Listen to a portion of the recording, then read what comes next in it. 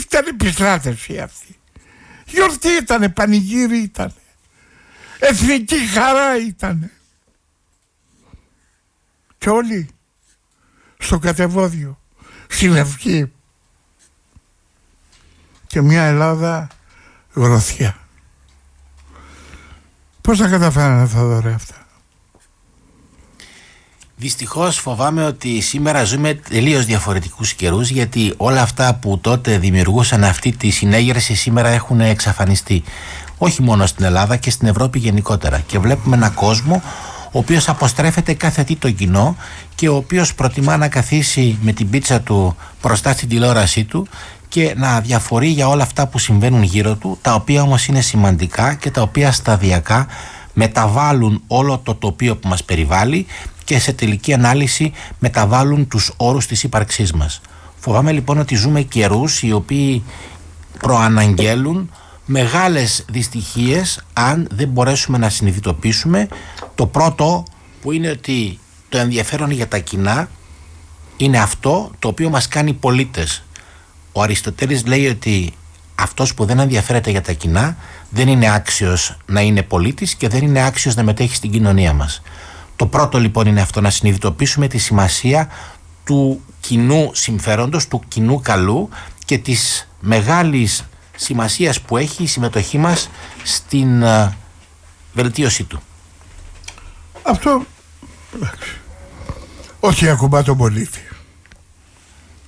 Όχι ακουμπά τον πολιτικό. Οι πολιτικοί σήμερα, αγαπητέ Ανδρέα, όπως το ξέρεις, βρίσκονται και οι πολιτικοί με ΙΤΑ και οι πολιτικοί με ομικρονιώτα στην Ευρώπη γενικότερα, αλλά και στην γενικότερα στο δυτικό κόσμο. Βλέπεις και στην Αμερική, στις Ηνωμένες Πολιτείες τι συμβαίνει. Είναι σε αναντιστοιχεία με το πολιτικό σώμα. Έχουμε δηλαδή μια αναντιστοιχεία ανάμεσα στο υπερδόμημα και στο υποδόμημα, για να χρησιμοποιήσουμε όρους της μαρξιστικής ορολογίας. Έχουμε λοιπόν πολιτικούς και πολιτικές οι οποίες δεν αντιστοιχούν σε αυτά τα οποία το πολιτικό σώμα θα επιθυμούσε. Εξού και η οργή του πολιτικού σώματος, όχι μόνο στην Ελλάδα, γενικότερα στην Ευρώπη και στην Αμερική, και εξού και η αδιαφορία του. Είναι λοιπόν επίγον να συνειδητοποιήσουν και οι πολιτικοί ότι πρέπει να αλλάξουν ρότα, διότι διαφορετικά ο κόσμος θα στραφεί σε καταστάσεις οι οποίες είναι ακραίες και οι οποίες θα στοιχήσουν πάρα πολύ ακριβά στη δημοκρατία μας. Την αδιαφορία τη διαβάζω. Την οργή δεν τη βλέπω. Η οργή υποβόσκει. Η οργή υποβόσκει και τη συναντά κανείς μόλις μιλήσει με τους ανθρώπους οι οποίοι βέβαια υποφέρουν περισσότερο από τους άλλους. Κάνω πολλές βόλτες στην Αθήνα, μένω πολλές φορές σε μαγαζιά και βλέπω ότι οι άνθρωποι είναι θυμωμένοι και ο θυμός οδηγεί στην επιλογή συναισθηματικών αποφάσεων, οι οποίες πολλές φορές βαίνουν προς φορά αντίθετη προς εκείνη της λογικής. Δηλαδή έχουμε επιλογές οι οποίες είναι συναισθηματικά φορτισμένες χωρίς να έχουν περάσει από το φίλτρο του ορθού λόγου. Ορθός λόγος σημαίνει ότι επιλέγουμε με βάση τη στάθμιση, η οποία πρέπει να γίνεται ψυχρά με το νου, όχι με την καρδιά.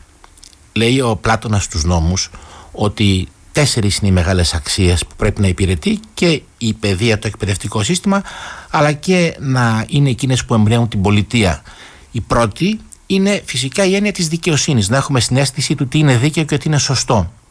Η δεύτερη είναι η ορθοφροσύνη, ο ορθός λόγος, η σοφροσύνη.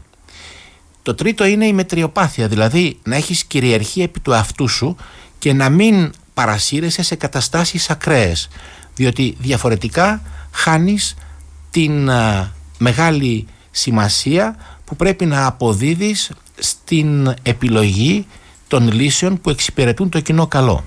Και η τέταρτη αξία είναι η ανδρεία. Χρησιμοποιήσω τον όρο ανδρεία γιατί εκείνη την εποχή οι γυναίκες δεν γνωρίζανε την καλή τύχη που γνωρίζουν σήμερα. Θα λέγαμε λοιπόν ότι η ανδρεία είναι η γενναιότητα. Είναι δηλαδή η δύναμη που πρέπει να έχουμε, να μπορούμε να αλλάζουμε τα πράγματα, να μεταρρυθμίζουμε καταστάσεις οι οποίες μας βαραίνουν και να μην φοβόμαστε την ρήξη. Είναι αυτό που σε μεταμορφώνει σε άντρα. Γιατί από τον άντρα έρχεται και η ανδρεία. Όλα αυτά επί χάρτου είναι ονειρεμένα.